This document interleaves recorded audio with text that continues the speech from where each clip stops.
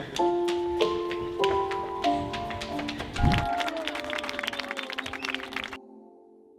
puis là, non, je suis bien, ouais, j'ai envie de...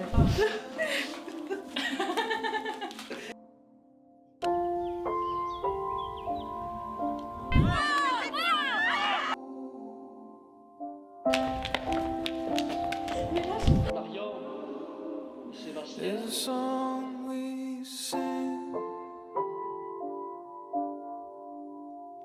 elemental sound,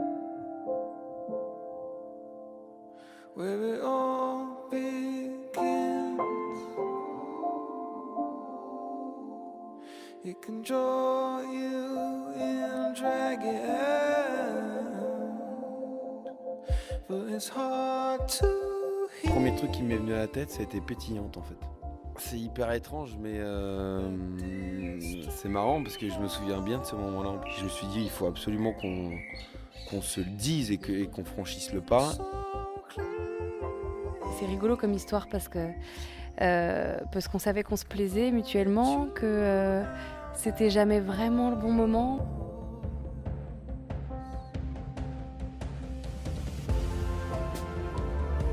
On savait pas encore ce qui allait advenir par la suite et lui le savait précisément.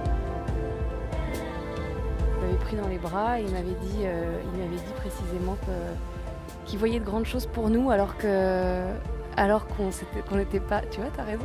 Putain, ça fait pleurer cette histoire.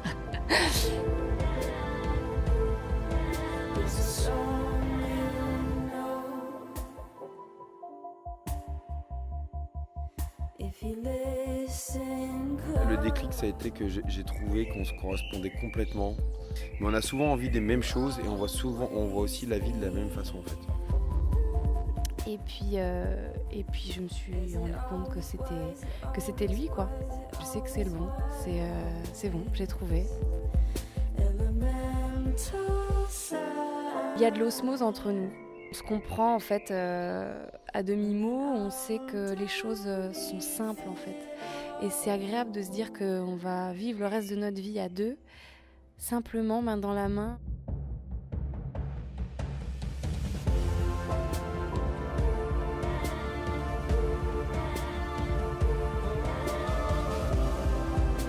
Les 50, 70, 80 années à venir, plus que jamais, moi je veux m'efforcer justement à garder cette étincelle en elle, le fait qu'elle soit pétillante.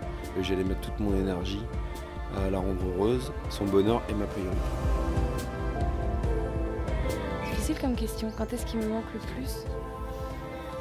Je lui dirais que je l'aime du plus profond de mon cœur et que je pense sincèrement que notre vie à deux va être belle.